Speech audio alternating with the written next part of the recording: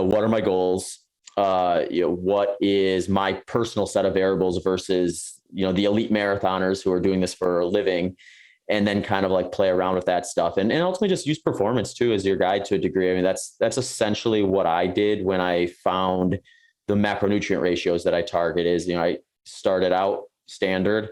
When it wasn't working for anymore, I made some adjustments. I overcorrected likely to some degree by going strict keto, although I think that was probably a valuable thing to do given that I did it at the right time of year.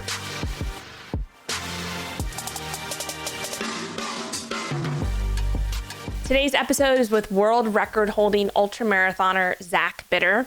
Zach is a 3-time national champion ultramarathon runner, as well as a coach and the host of the Human Performance Outliers Podcast.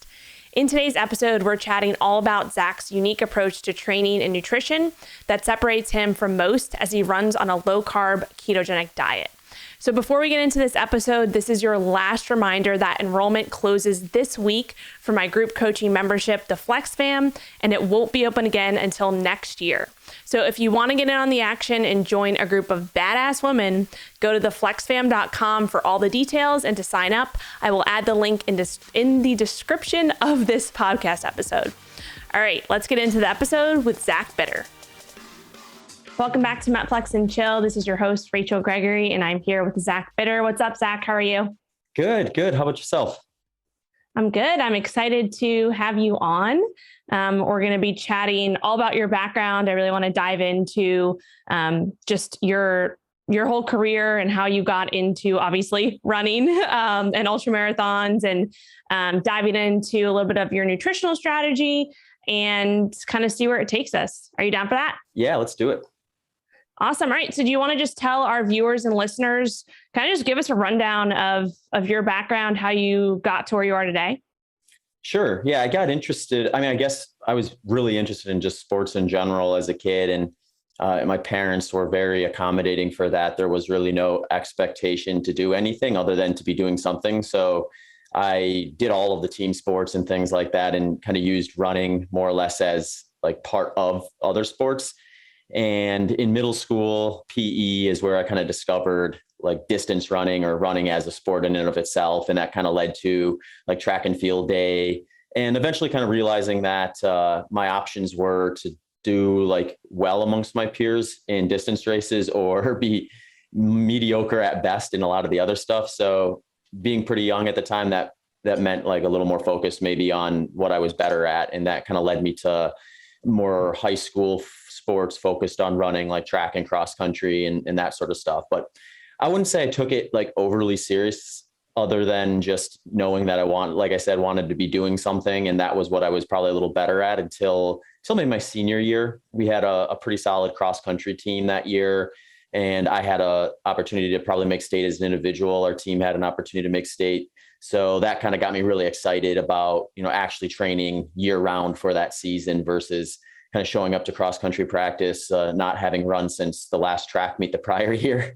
And that was a little bit of a new experience for me. It was a fun year. I think it gave me what I needed to stay excited and motivated about running. I was able to qualify for state in cross country and track as an individual, and our team made it in cross country as well. So that kept me, I think, interested in maybe taking running to another degree or another level after that. So my collegiate running career was, if I had to describe it, was kind of learning as to like what we're doing and why we're doing it versus just doing what the coach told me to do, more or less.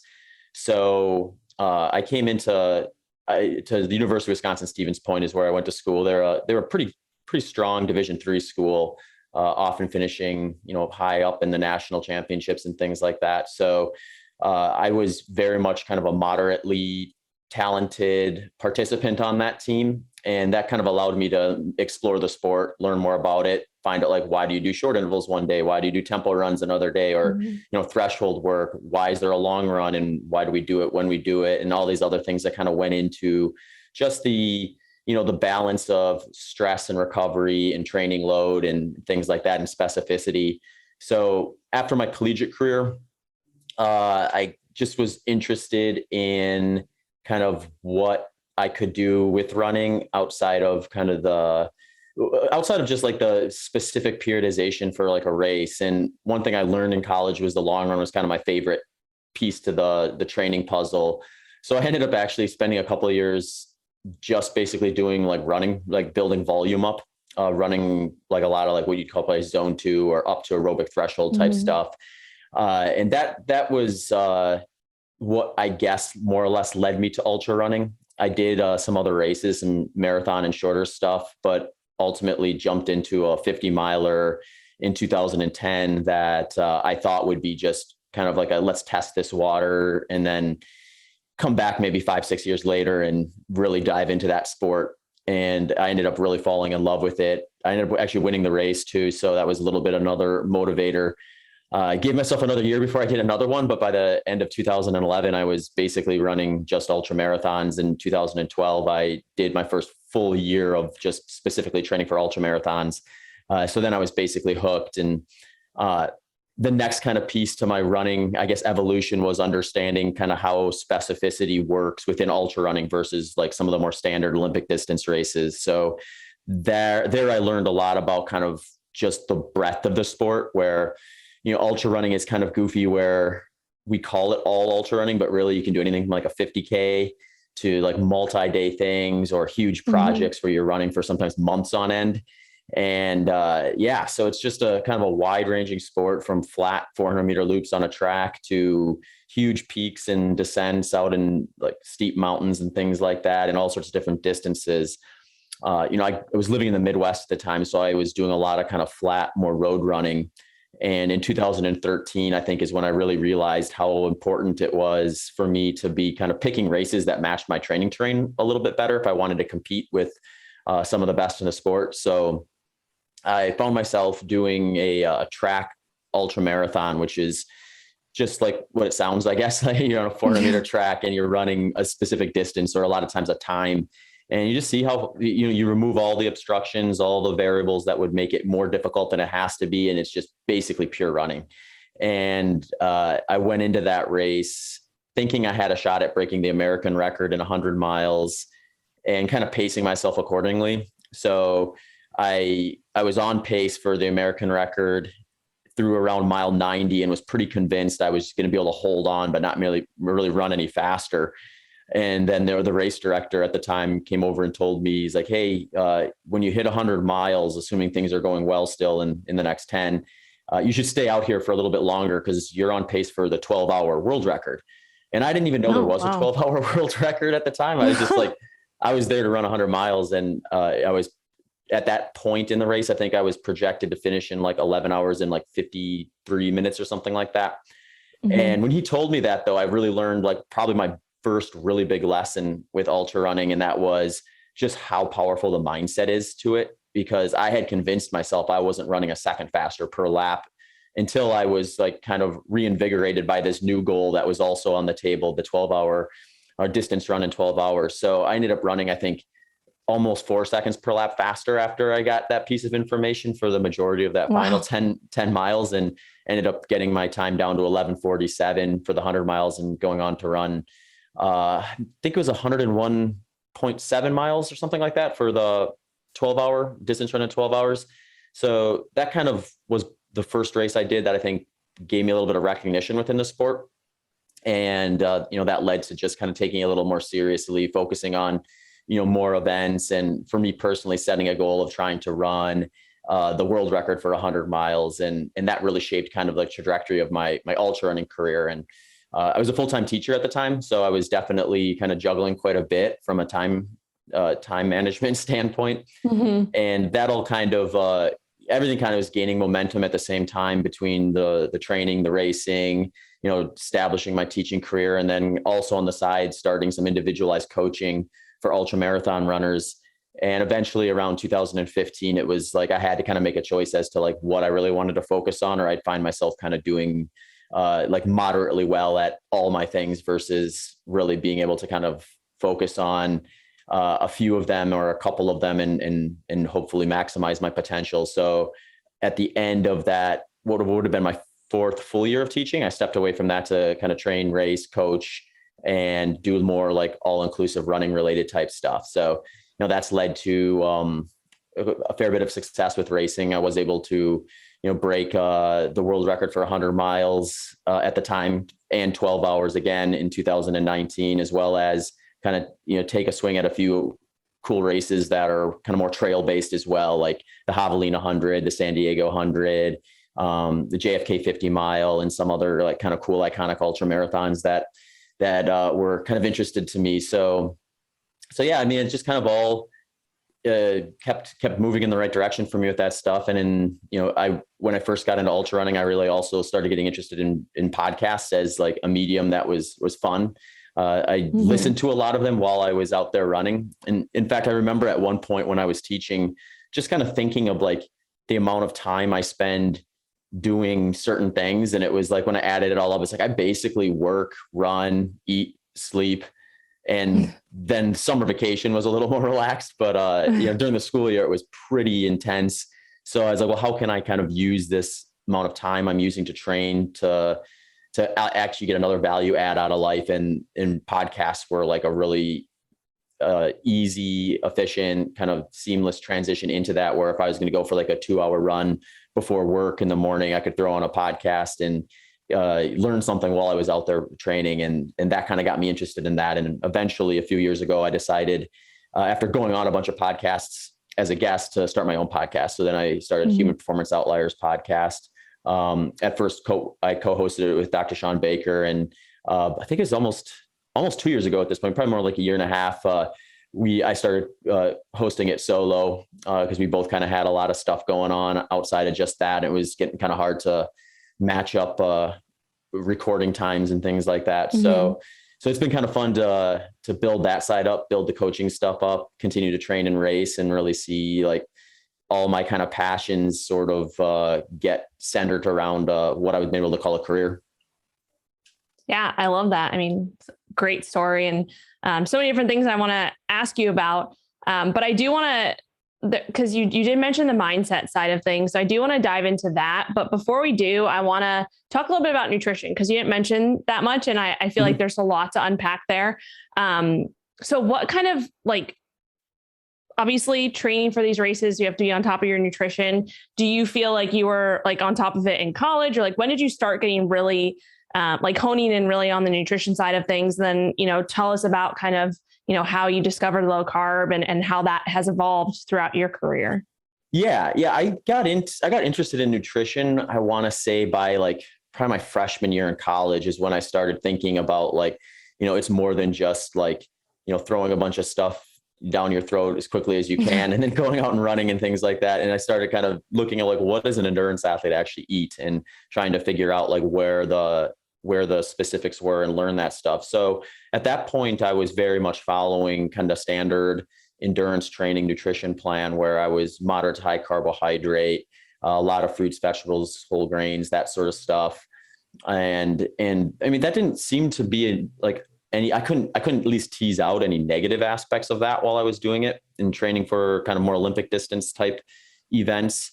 Then when I started doing ultra marathon, I think it was the fall of 2011, I did my first like full season of ultra marathons. I did 350 milers in about a 9-week time frame. And coming out the back end of that, I just felt like everything wasn't quite moving as smoothly as I'd like it to. It just felt like kind of relatively unsustainable. Like if I kept pushing the way I was, something was going to eventually have to give.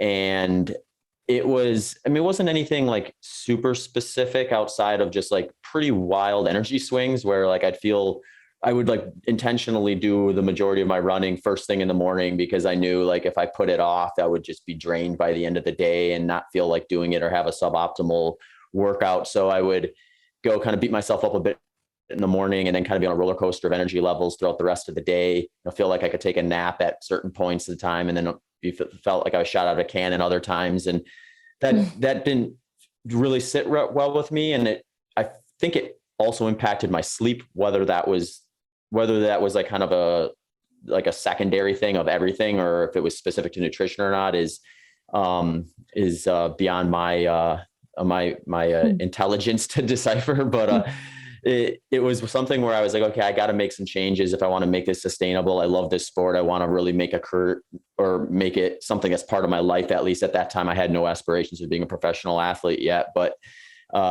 it was something I wanted to play around with to make sure I could keep doing it. So one thing I kind of learned through some of the podcasts I was listening to was kind of this most recent swing of kind of low carbohydrate ketogenic diets. It was around the time that Dr. Jeff Volek and Stephen Finney were starting to put out some more research and some more literature on the topic. So I kind of got curious about that and thought to myself, well, I just finished my racing season. I've got a little bit of an off ramp here before I'm going to start to really like put the pedal down for whatever I'm going to train for in 2012.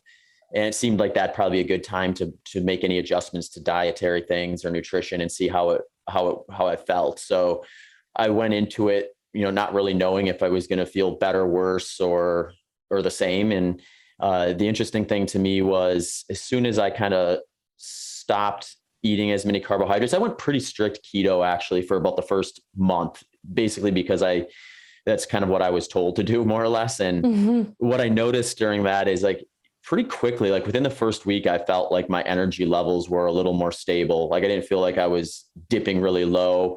I didn't feel like I was ever really shot out of a cannon either, but I felt a lot more steady.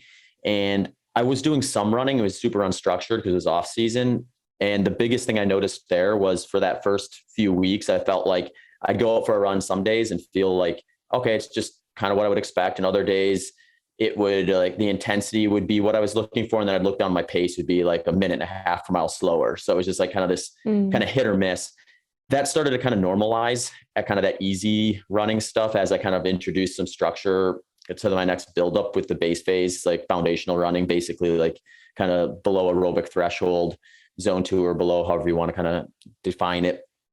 And that felt great. So I was like, okay, so this is starting to kind of click. And that makes sense to me. I'd done enough like my own research to recognize that there was probably going to be a transition phase, and that if I was fortunate to have it work for me, I would feel kind of like a switch flip to some degree. So that happened. The next kind of piece to that puzzle for me was then introducing the periodized training side of things. So I think people sometimes think like, training for 100-miler or even a 50-miler, any ultra marathon, you're just going to go and run a lot. And a lot of people do that, but I still think there's a ton of value in kind of periodized work where you are doing like short intervals, long intervals, tempo runs, and things like that. It just becomes kind of an order of operations where my personal philosophy is like, I like to do things that are most specific to the race when I'm close to it. And so I'm adapting myself to be able to do what I'm actually going to be doing on race day, but making sure I'm still checking the boxes of things that are going to help with performance, but are maybe least specific to race intensity and things like that earlier in the training. So what that oftentimes means is once I kind of have the foundational elements of training in place, or that strong base in place, then I'll do like short intervals, maybe as a focus kind of earlier in the plan. And then I'll move to like longer intervals and tempo runs. And then ultimately I'll start push a lot of the time and energy towards the long run build up and things like that, or back-to-back long runs where I'm trying to target kind of race day intensity, practice the fueling strategies, gear, and all the other stuff that kind of goes along with essentially running all day long. And so that was the next kind of piece of the puzzle, is like, how do I navigate these varied different types of intensities that I'd be hitting throughout the course of a training buildup? And one of the things I recognized was if I stayed strict keto, I was going to kind of lose a little edge on some of the short interval, long interval sections of my training, mostly. So then I got a little bit more curious about just, well, how do I match this way of eating with what would be a pretty like extreme lifestyle relative to most people probably taking on a ketogenic diet. And that's where I started kind of periodizing my carb intake alongside my training a little differently. So I remained low carbohydrate, where fat was my primary macronutrient, basically, regardless of where I'm focusing my training on. But I did start bringing back a little more carbohydrate around some of the like short interval sessions, long interval sessions, tempo runs, and things like that. And I also started kind of looking at it through more of a multi-day lens versus like a single day. I think with nutrition, we tend to kind of have this like clock reset every 24 hours where it's like, I did today right, or I did today wrong. And at the next day, I'm going to, start over. And I started thinking about it as like, well, I don't know that given kind of the specifics of what I'm doing that necessarily makes sense. So as I kind of kept playing around with stuff, I started looking at it more like through like maybe a 3-day window, where if I have, say, a really short, intense workout scheduled for, say, a Tuesday, I might concentrate the majority of my carbohydrates for, say, that next 3 days around that speed session. And then on the days where I'm like recovering from that and doing a little bit lower intensity, or maybe even a rest day, I might go a little closer to like ketogenic low. So my averages stay where I kind of want them to be in like a low carbohydrate realm, but I'm able to kind of flex up carbohydrate around the types of workouts that are going to be impacted the most by having that faster energy source available. And it just kind of it took me probably about 1.5 to 2 years to really figure out like a process of where I wanted things to be at from each of those training windows within a full buildup. But once I kind of had it figured out, it felt like I kind of had solved my own personal nutrition puzzle. And since then, I basically stuck to pretty much the macronutrient ratios that I've been hitting for those different phases. But just I've done a lot of experimentation with like what makes up that, because we have such an expansive food environment that you can you can have the same macronutrient profile, but it could be like almost entirely plant-based, could be almost entirely meat-based, or something in between. So I've played around a lot with kind of the variance within that over the last few years as well. Mm-hmm. Yeah. And I love what you said about kind of the resetting overnight, because I think, whether you're talking about nutrition for training or for anything at all, it's like a lot of people are in that mindset that, okay, you go to bed, you wake up the next morning, like everything resets. And and we know that it doesn't work like that. So, I work with a lot of clients where their main goal is looking at body composition changes, right? Fat loss, building muscle, things like that. And one of the biggest shifts in my own mindset that I realized, years ago, was that things don't reset overnight, and that you want to look at, like you said, either like a 3-day period or even just a week-long period, and work through that from a strategic standpoint, whether it comes to calories, carbs, all of that. So I love that, because it's something that a lot of people don't think about until they're in it, and they're like, all right, I'm trying some different, like whether it's calorie cycling or carb cycling or whatever it may be, and finding things that are working for them, and kind of getting out of that, 24-hour, reset. So yeah, I love that. So I have a question so you mentioned, obviously there's different ways that you can approach things with meat-based, plant-based. Has there been one approach that you found to be superior to, for yourself? Yeah. I'm not 100% sure. It's hard to pin down. I think because there's so many things kind of moving parts along. And I think the hard part for me always is whenever I change something from like the type of food that makes up the macronutrient profile, I have to kind of consider that if I see an improvement, it could also just be like the trajectory of my career, or like, I've had every year until you kind of get to a certain age and you start to kind of trend downward, perhaps you do have like a cumulative, like foundational building. And I've been fortunate to be quite injury free the majority of my running career. So like what I do, say in 2019, could be drastically, or maybe not drastically, but different enough from say like 2014, because I've had 5 more years of development from the training side of things as well. So it makes it a little hard. But with that said, I've always felt like when I go like too far to one end, I start to notice that it's not quite optimal. It doesn't feel quite optimal from a performance standpoint. When I did like a more like plant predominant version of like low carb, it was like, I felt like it was just really hard to digest the foods I was eating. And some of that might just be like, I'm eating twice as much as what my size would normally probably be taking in just to maintain weight. So like, I remain small because of all the running I do, but like the volume of food I take in is like double, which means I still have to process that. And it's like, I feel like with the plant side of things, it just is a lot of volume that I wasn't necessarily trying to always have. And some of it could just take a little, like maybe playing around with that. I could maybe find a little bit better of a path forward. The meat-based stuff was interesting. It came alongside my best racing season. So there is that side of it. But I did notice when I would do like maybe a couple weeks where I'd be pretty strict, like animal-based products. And that didn't feel quite right. It felt kind of similar to when I would be more strict keto. even when I would try to introduce a little more carbohydrate through, things like, like dairy or something where you can get some smaller amounts of it in there. So I kind of assumed going in that was probably going to be the case based on my experience when I was kind of trying to stay a little more strict keto.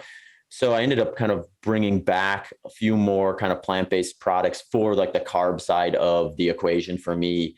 And that's where I feel like I felt the best, when I kind of have like a pretty healthy dose of my calories coming from like animal products, but also kind of getting some of my carbohydrates from things like fruits, honey, tubers, and things like that typically do pretty well for me. And I think it's really just like trying to be like a little mindful of not like making sure I'm hitting like double my daily value of fiber, because then it's just like, it's hard to like exist in that environment for me. Like you have like, you're trying to get a workout in, you don't want to have to be rushing to the bathroom multiple times and things like that. So I found like the best piece or the best advantage to the animal products is they tend to be very low volume, high energy density. And for me, they sit in my stomach quite nicely. Like I remember when I did a 2-week kind of like strict carnivore experiment. I remember like I ate a pound of ground beef and went out for a run. I was like, I can't believe I just ate like what equates about 1,000 calories and went out the door and didn't even feel like it was like sitting in my stomach. Had I done that like any other way, I'm sure I would have probably wanted to wait a couple hours before I headed out. So I think they both have kind of pros and cons, and it's just like finding a balance. So I usually kind of sit somewhere in between, more or less. Awesome. So a bunch of questions. Questions keep coming to me. So now I can't even remember. I had like 5 questions in my head. So for like specific fueling, like throughout your runs, like, are there any, like what would be your favorite kind of go-to option for like a source of calories, whether it's from carbs or whatever, like during your run, like what's your go-to for that? Mm-hmm. Yeah. So I kind of look at it from there's 2 different things I'm usually doing when it comes to fueling. So I know I'm going to have to fuel on race day. So eventually I have to get around to kind of practicing that in training. And there's going to be some workouts that are going to be amplified likely by like a good solid fueling strategy. So first I ask myself, is this a workout where I want to introduce carbohydrates or not? If the answer is no, then I'll either do it completely with no fuel, just water and electrolytes, or if it's something where I'm like running a pretty high energy output and I don't want to try to climb myself out of that, or I have another big workout the next day, because sometimes I will block workouts where I'll do kind of 2 harder sessions 2 days in a row, in which case I don't want to necessarily get too far behind and feel like I'm kind of depleted that second day. And so if I want some fuel in, but I want to keep the carbs out, I'll use a product called S Fuels Train, which is essentially like a powder you can just put in your bottle like you would any sports product, but it's mostly fat, a little bit of protein, a little bit of carbohydrates, some electrolytes. If I'm going to try to bring carbohydrates in either to like practice race day fueling, usually what I'll do is I'll do a couple long runs earlier in the program where I'm just basically kind of doing what I like to call like a fat adaptation field test. And if I can go out and run smooth, feel strong for 3+ hours with just water and electrolytes, I'm not too concerned about my fat oxidation rates. Or as our mutual friend, Dr. Mike Nelson would say, it's like you're metabolically flexible. You're able to burn the fat when you need to, kind of a lever pulled there already. So then I'll start practicing race day fueling, especially in those longer runs, where I'll use a product called S Fuels Race Plus. Mostly carbohydrate, a little bit of fat and protein in there, and then some electrolytes. I'll use that probably about 50% of my intake. And then usually what I'm trying to do then is I'm trying to blend that, since that's kind of a liquid sports product, I try to blend that with a solid food option. Most ultra runners, I would say at this point, when they start getting into single day events and longer, are looking to kind of blend some solid foods in to just help with the digestion process and make sure you're not kind of mainlining too much sports products and things like that. So for me, I'm usually trying to target something that has a different texture, different flavor profile. So I'm maybe looking for something salty, a little more savory, to kind of blend with the S Fuels Race Plus. And that can range from anything from, like, I've done stuff like sourdough bread with a little bit of peanut butter and honey on it. Something like a salty cracker, rice cooked in bacon with some salt on it. Pretzels, things like that tend to be kind of a good contrast, a little crunchy, a little salty, a little more savory. comparatively. And then I'll kind of just go back and forth from that. And usually I'm targeting somewhere in the neighborhood of about 30 to 40 grams of carbohydrate per hour. That's what I kind of, when I run the numbers on just my fat oxidation rates at different intensities, it looks like I'm probably pretty safe from a glycogen defense standpoint if I'm hitting 30 to 40 grams when I'm hitting like my 100-mile intensity. So that's always my goal on race day. And when people ask about nutrition for like 100-mile, I try to like normalize it for everyone. So everyone's kind of starting from the same spot, regardless of their diet, because everyone's goal is going to be to defend muscle glycogen. That's the fuel source that you're going to potentially deplete. You know, the leanest of us on the starting line are going to have enough body fat even to get through a single day ultra marathon. So any fat or protein you would eat during the race is going to be mostly to kind of just help with the digestion process a little bit. And the big one you're going to try to like kind of protect or stay on top of is going to be the muscle glycogen. So for me, if you look at my fastest 100-miler, I'm averaging about 9 miles per hour. So probably about 800 to 1,000 calories in that hour's time frame. My fat oxidation rates at that intensity are going to be like somewhere between like 80, 90% in most cases. So I'm pretty safe at 30 to 40 grams of carbohydrate per hour from both a glycogen defense standpoint and also a digestion side of things, because that's the big driver a lot of times. I think when ultra endurance runners start going more low carb or become a little more conscious of their carbohydrate intake is they're going to have to fuel. So if you're a type of person who has a really hard time eating while you're running, have a lot of digestive issues and stomach issues and things like that, then it can be a good lever to pull to kind of minimize how much fuel you actually have to take in when you're kind of low carb versus moderate to high carbohydrate. Yeah, that makes sense. What would your opinion be on just like not ultra marathoners, but just regular marathons, half marathons, even triathletes? I did a lot of triathlons. I was a triathlete in college at the University of Miami. We had a club team. And this was before I got into nutrition. So I was doing all the things wrong. And when I say wrong, I mean, that's relative, but we would have, like, I just remember the day before races, we would have pasta nights and we would just literally eat as much pasta as possible. And I'm just like, now I think back to, I'm like, no wonder my digestion was completely screwed up. Like it was just, yeah. Anyway, but yeah, I'm curious cause a lot of people give pushback about, training, high performance training within a low carb or keto realm. So within like people who are just running, normal marathons or triathlons, things like that, what's your take on doing those in a, low carb state, I guess, or training low carb and implementing different fuel strategies for that? Yeah, this is a great question. I think it's one that oftentimes gets brought up because I'll get roped into like debates and discussions and things all the time when the conversation of like low carbohydrate comes up. And, the popular one is like, well, what about like Kipchoge? He eats like a boatload of carbohydrate.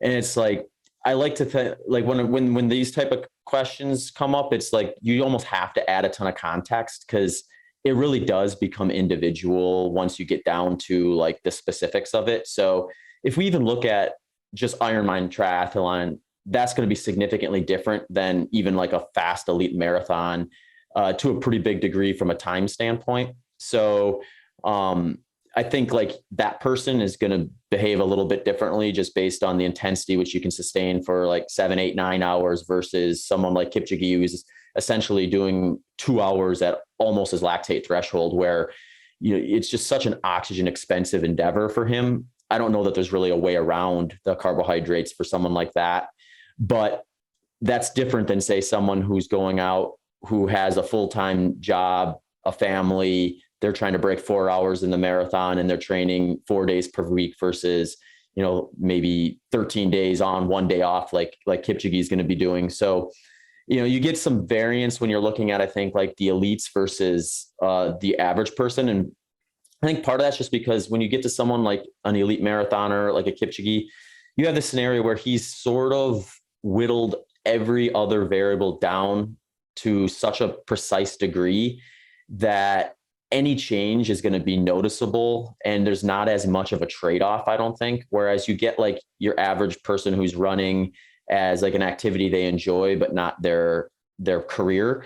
You have a situation where like, low carbohydrate may work better for them for one reason, because they might be out there twice as long. So their intensity spectrum is lower, or they're lower on the intensity spectrum for that particular event.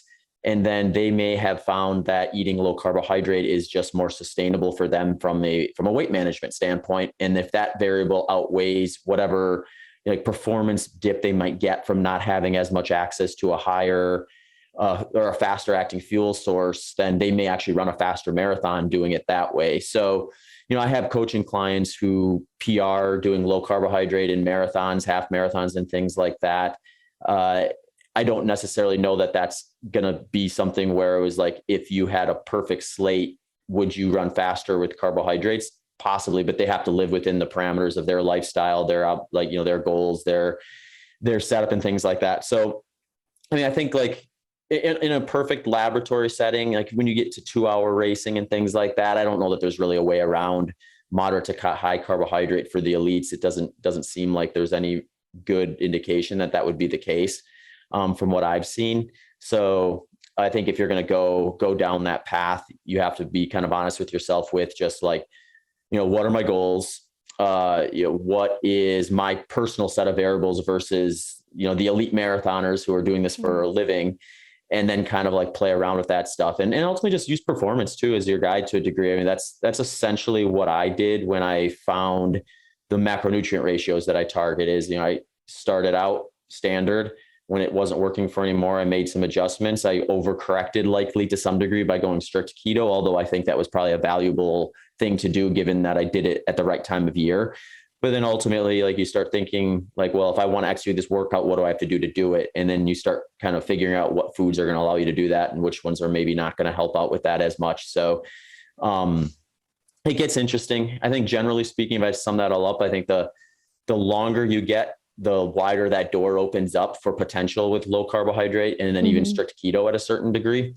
And then you get to these like weird kind of like 2-hour time trial essentially type distances where it's just a kind of like a very unique, almost awkward type of a scenario where it's just long enough where you can actually tap into your glycogen stores in a meaningful way, but just short enough that you can push the intensity up pretty high when you're training for it specifically as a professional.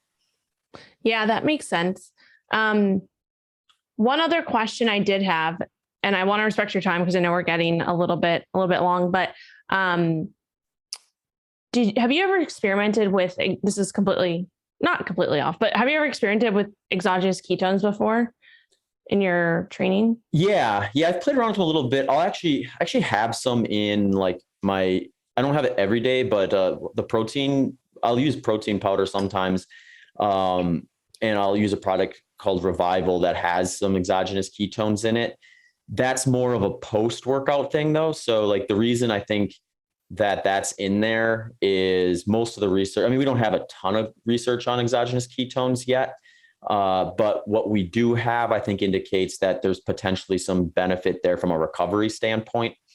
But I don't know that we have great research yet that would indicate that it would be a performance advantage. Where I'd have to look into the research a little closer is you always get these scenarios where you do a study on X number of individuals and it comes back negative or neutral or something like that. But then when you tease into the data, you realize, oh, well, they studied 8 people and 2 of them actually had a performance boost. 2 of them had a deficit and the other 4 just remained neutral. So it's like, well, which cohort of those do I fall into? And then I think you have to go and play around with it. So I've played around with it a little bit. I probably haven't done enough to really confirm or have any like strict data as to like whether it's like helping me run faster or more consistently. I've done more testing with it where I just check to see like what it does to like my blood or my breath ketone monitor type devices and things like that. And for that, it certainly does do something. It'll shoot it up for sure. So whether or not that's going to lead to a performance or not is another guess. And I do think if there is application there, it could also be something where it's like they just have to fine tune the way it digests or the way it sits in your stomach. I think some of those earlier studies may have been a little complicated because if you take a product like that, especially some of those earlier versions of it, it was sort of like drinking gasoline. So Yeah. I can imagine if you already have like a slightly like wobbly stomach in a race or in a workout, and you take something that has like a pretty potent flavor to it, it might just like create an environment where even if there is a benefit there, it gets overshadowed by just like your stomach getting a little wonky on you. Yeah, for sure. And then when you're talking about, ketone esters versus ketone salts, the salts, that's like a whole, they're different components, right? And there's a whole different perspective from the digestion standpoint for salts versus esters. Like you were talking about the gasoline and kind of stomaching that. But then from like the salts perspective, can have a huge distress. Like if you take too much of that, obviously it can affect, your gut and digestion as well. So some things to consider, especially with some of the different ones that are out. There's so many different ones on the market now, right? And some of them are just like tons of salts and electrolytes that you're like, to get enough ketones, you just have to like chug a ton of that. And, it's not practical typically for many people.